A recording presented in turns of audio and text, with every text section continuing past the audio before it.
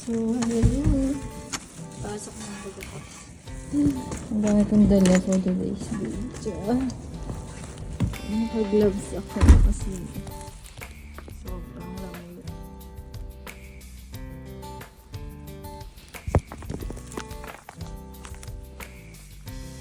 So, may gatid 12 ngayon guys. Nag-snow kagabi. Ay, kahapon pala. Kaya sobrang kapal na naman ng snow. So, yan. Maglalakad tayo. Lamig.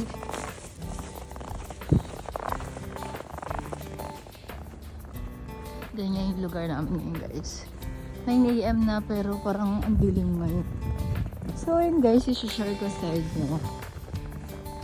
Kasi sa mga nakikita ko sa vlog, di ba parang sa mga vlog, parang puro Christmas bonus, ganon. So, dito sa Canada, hindi ko sure kung lahat ng nag-work or sa mga, depende sa employer, kung nagpapabonus sila. So, parang yung iba yata sa mga tatanong ko, wala silang bonus. So, depende daw sa employer. So, good thing naman guys, dito pala sa employer ko, meron kaming Christmas bonus. So, syempre pag may Christmas bonus, may tax pa rin katulad nun sa Pilipinas. So, sa Pilipinas kasi, may 13 month na, meron pang bonus. So, yung 13 month sa Pilipinas, may tax. Tapos, pagdating sa bonus, kalahati ng 13 month. Ganun yung sa Pilipinas. So, dito guys, isa lang. So, bonus lang. Pero at least meron kayo sa wala, diba?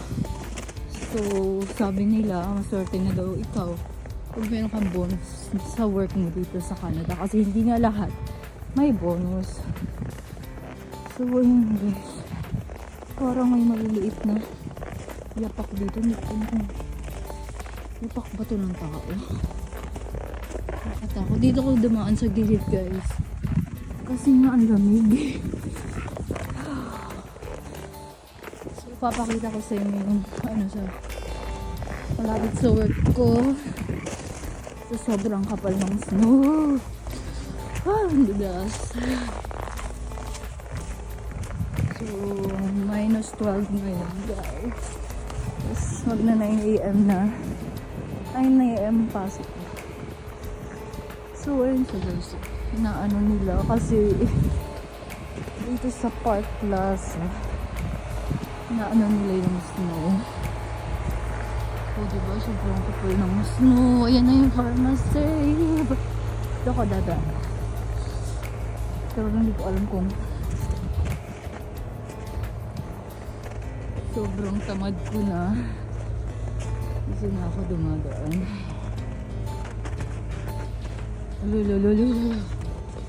Grabe yung shoes ko. Struggle. So yun guys, yung itsura o diba, kinukuha nila yung snow kasi sobrang kapal. Ayan, naging okay, pero hindi sobrang okay. So dito na ako dadaan sa receiving. So yun lang guys, bye guys, thank you for watching.